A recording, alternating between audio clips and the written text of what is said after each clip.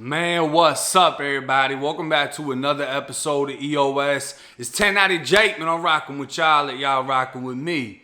And for this video, I'm going to be giving y'all a perspective that I've yet to introduce to the channel. I've spoke on the Booty Bandits.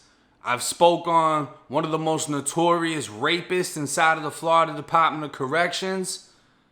Now I'm going to be speaking on what's called a punk, a sissy, a boy, and just how deadly somebody with these same titles can be inside of Florida State Prison.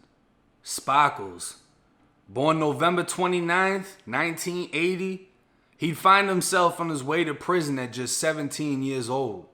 Grand Theft Auto, sentenced to 13 months. He was back out on the streets just as fast as he'd been arrested.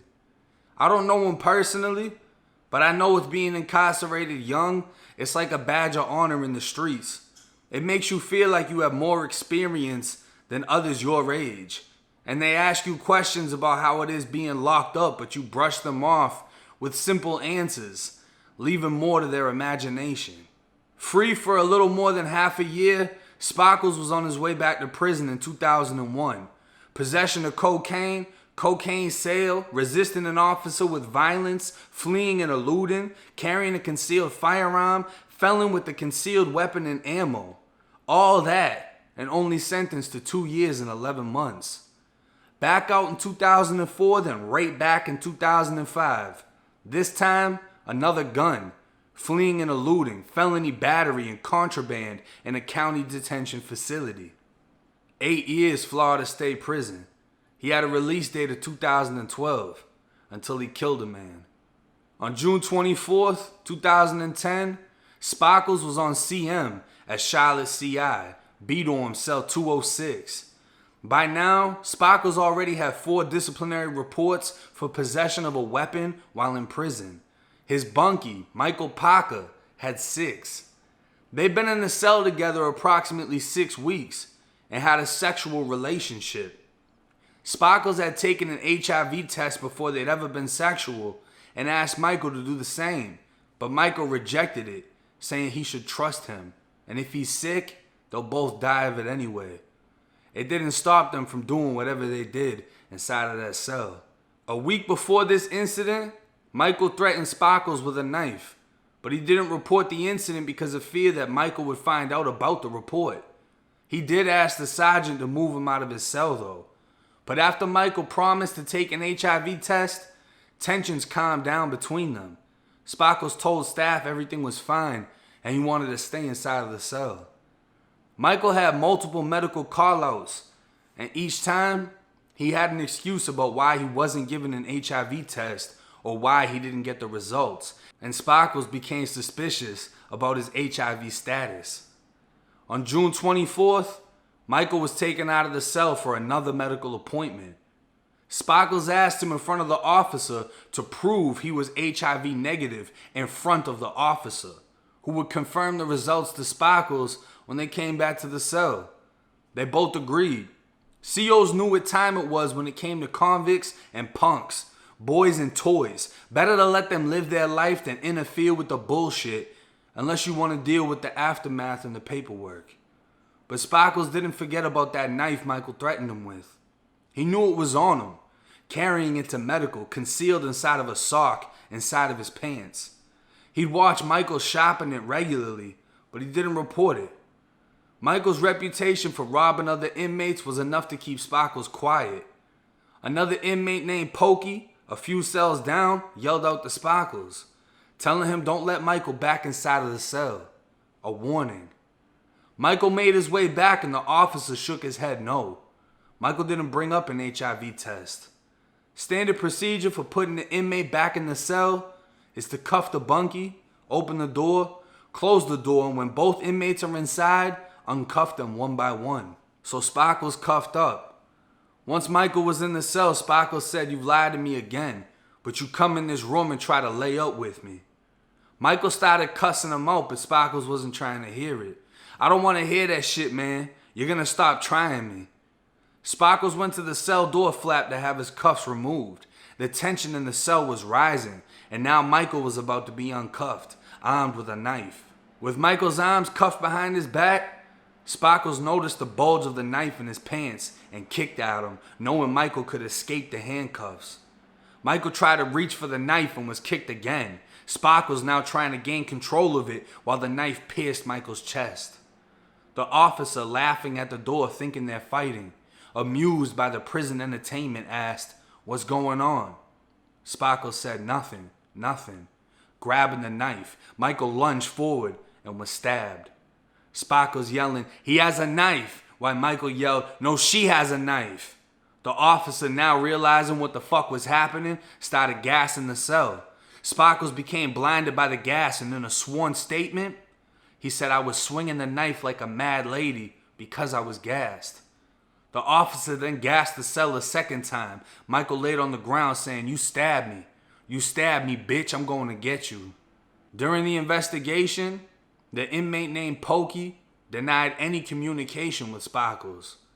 The officer denied hearing any words between Sparkles and Michael to and from the cell, and denied shaking his head no.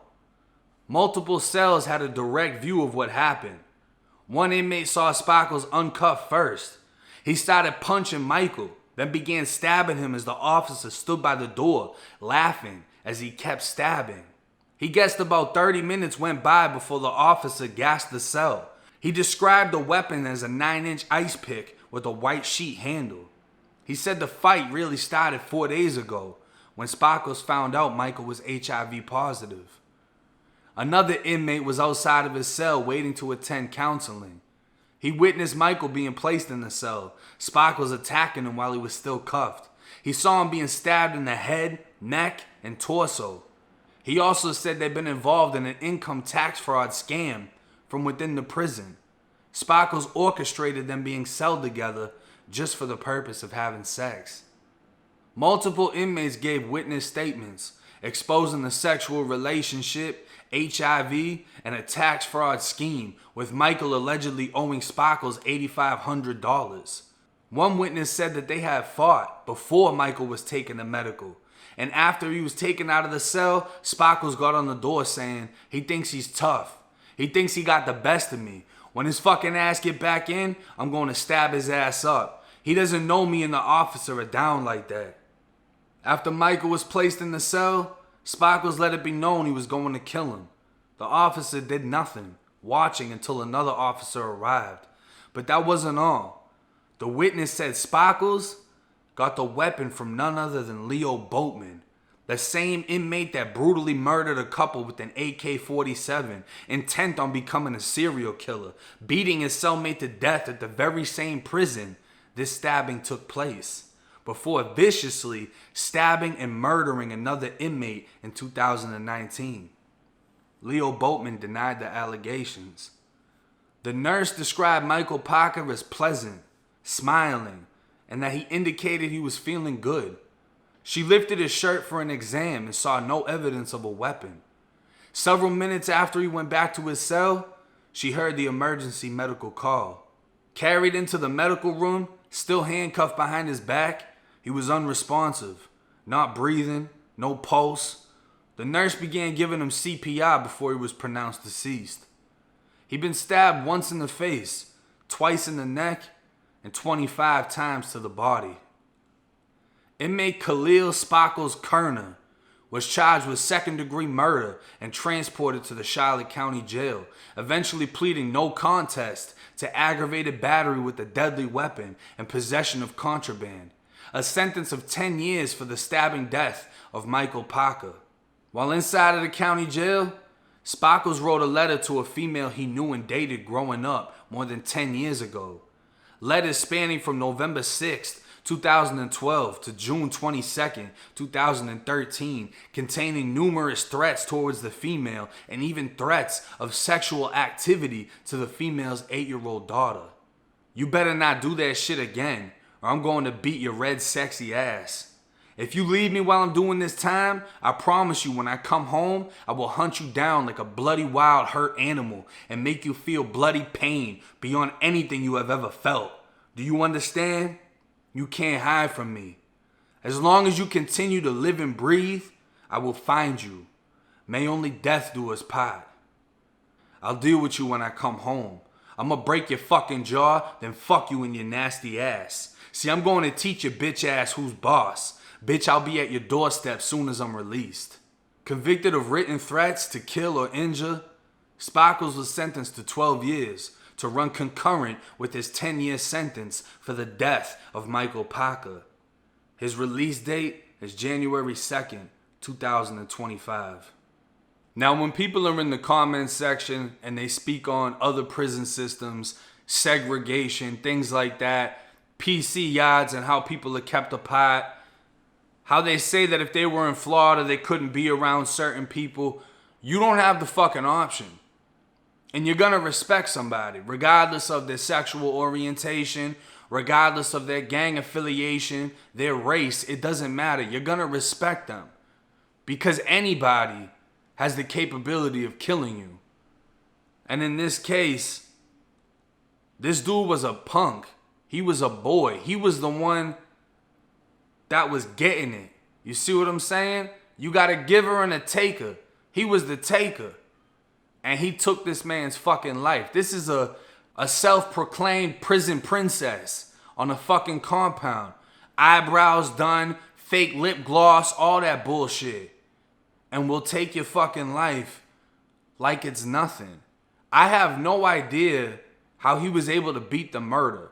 And from what I looked up in the court records, it must have been either the state or the Department of Corrections' fault. A lack of evidence, a lack of how they carried out the investigation, whatever it was, that resulted in him only getting 10 years for a second-degree murder.